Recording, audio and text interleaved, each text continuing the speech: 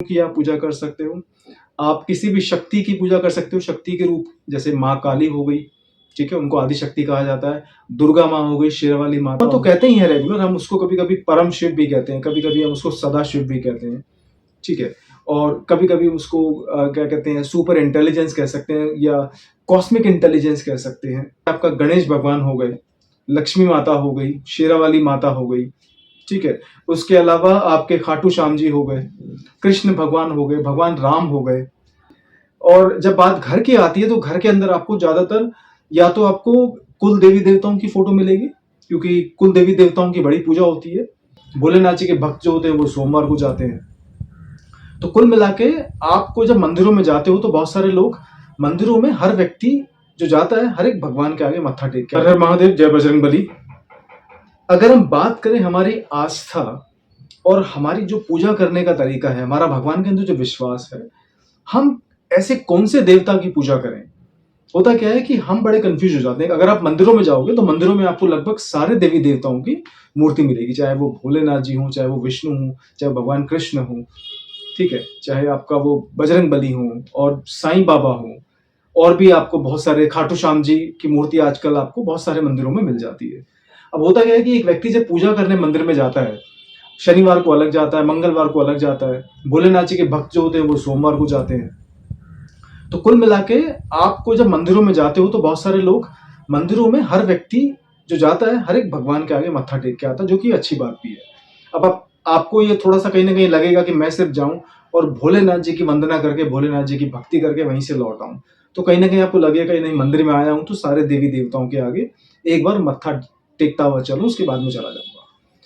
लेकिन तो ये कन्फ्यूजन जो होती है वो लगभग सबके अंदर होती है, और तो लोग होते क्या है कि लगभग सारे भगवानों के आगे मत्था टेक के चले जाते हैं। अब आज का जो सवाल है वो इसी से संबंधित है कि घर में भी अगर पूजा करें, क्योंकि बात मंदिर की है तो मंदिर में लगभग आपको ये सारी मूर्तियां मिल जाती हैं, और जब बात घर की आती है तो घर के अंदर आपको ज्यादातर या तो आपको कुल देवी देवताओं की फोटो मिलेगी, क्योंकि कुल देवी देवताओं की बड़ी पूजा होती है। और कोई भी आपका ऐसा देवी देवता जो आपके कभी मतलब भगवान के बहुत बड़े भक्त थे आपके कुल के अंदर या आपके गांव के अंदर या आपकी कम्युनिटी के अंदर, आपके संप्रदाय में, तो उन्होंने भगवान की बहुत भक्ति करी और कहीं ना कहीं उनको मोक्ष मिला और उनकी समाधि बनाई गई, उनका स्थान बनाया गया, तो होता क्या, उनकी पूजा होने लग जाती है और उनको हम कभी कभी पितृ भी कहते हैं। तो जब ऐसे पितृ बड़े शक्तिशाली हो जाते हैं तो उनकी पूजा अलग होती है, और कहीं ना कहीं हम लोगों के घरों में हमारे कुल देवी देवताओं की पूजा भी होती है। अब बात करते हैं उन देवी देवताओं की जो थोड़े से इनसे ऊपर होते हैं, लेकिन वो भगवान वाली कैटेगरी में नहीं आ सकते।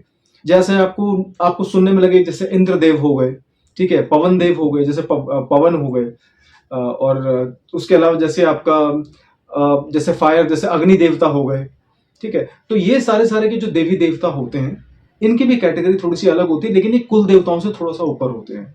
अब बात करते हैं भगवान की। तो भगवान हम उनको कह सकते हैं, जैसे आपका गणेश भगवान हो गए, लक्ष्मी माता हो गई, शेरावाली माता हो गई, ठीक है। उसके अलावा आपके खाटू श्याम जी हो गए, कृष्ण भगवान हो गए, भगवान राम हो गए।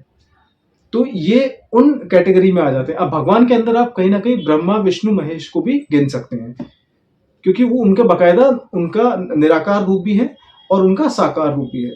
लेकिन जब बात करते हैं किसी ऐसी शक्ति की जो बिल्कुल परम है, जो परम आत्मा है, जो आत्मा से भी परे है, जो फिजिकल फॉर्म से भी परे है, जिसका कोई रूप नहीं है, और सबसे ज्यादा शक्तिशाली भी उसी को माना जाता है, तो उसके लिए शब्द कहा जाता है परम आत्मा।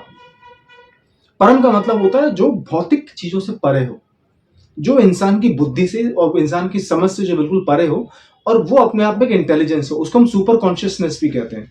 कभी कभी हम उसको परमात्मा तो कहते ही हैं रेगुलर, हम उसको कभी कभी परम शिव भी कहते हैं, कभी कभी हम उसको सदा शिव भी कहते हैं, ठीक है। और कभी कभी उसको क्या कहते हैं, सुपर इंटेलिजेंस कह सकते हैं या कॉस्मिक इंटेलिजेंस कह सकते हैं, या उसको इटर्निटी कहा जा सकता है। बहुत सारे शब्द है उस चीज के लिए। तो एक आम इंसान कहीं ना कहीं ये कंफ्यूज होता है कि अगर घर में पूजा की जाए तो किसकी पूजा की जाए।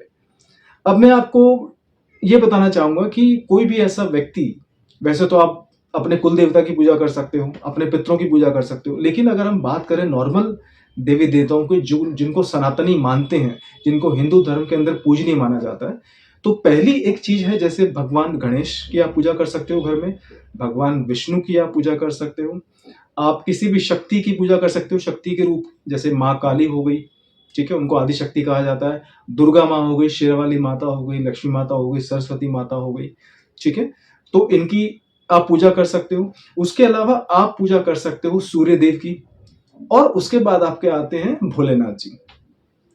तो ये 5 भगवानों की पूजा आप घर के अंदर कर सकते हो, लेकिन कोई व्यक्ति जो बहुत ज़्यादा बिज़ी है, समय नहीं दे पाता है, ठीक है? और या फिर कोई भी ऐसा व्यक्ति जो ये चाहता है कि मैं इन पाँचों देवी और देवताओं की, भगवानों की पूजा करने के अलावा किसी एक ऐसे भगवान की पूजा करूँ, जो पाँचों भगवानों में बराबर मानी जाए और पाँचों भगवानों के लिए स्वीकार भी हो। तो मैं आपको रेफ़रेंस देना चाहूँगा, शिव महापुराण में, रुद्र संहिता में, सृष्टि खंड में लिखा गया है कि आप भगवान भोलेनाथ की पूजा करके चाहो तो पांचों भगवानों को खुश रख सकते हो। कोई भी ऐसा व्यक्ति जो ग्रस्त जीवन में व्यस्त है, जो बहुत ज्यादा पारिवारिक है, या मतलब एक आध्यात्मिक रास्ते पे नहीं निकला है और अपने जीवन में बहुत ज्यादा बिजी है और सांसारिक चीजों में उलझा हुआ है और बहुत ज्यादा अपना व्यस्त है, तो ऐसा व्यक्ति सिर्फ महादेव की पूजा करे। तो महादेव की पूजा करने का मतलब, आप भगवान विष्णु की भी पूजा कर रहे हो, आप सूर्यदेव की भी पूजा कर रहे हो, आप आदि शक्ति या शेरावाली माता या काली माता की भी पूजा कर रहे हो, और आप भगवान गणेश की भी पूजा कर रहे हो।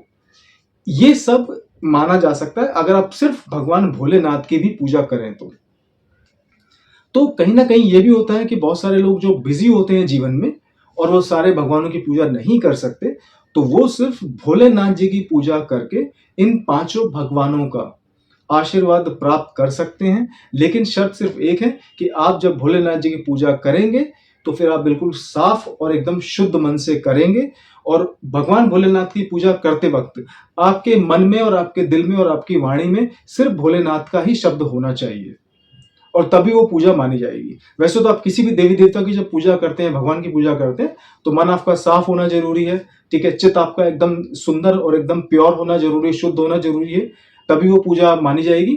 लेकिन भोलेनाथ जी की पूजा करने के लिए आपको थोड़ा सा और एक कदम आगे बढ़ाना होगा, क्योंकि भोलेनाथ जी का आशीर्वाद तभी प्राप्त होता है जब आपका मन और आपका दिल एकदम साफ हो और आपकी मंशा एकदम शुद्ध हो। हर हर महादेव, जय बजरंगबली।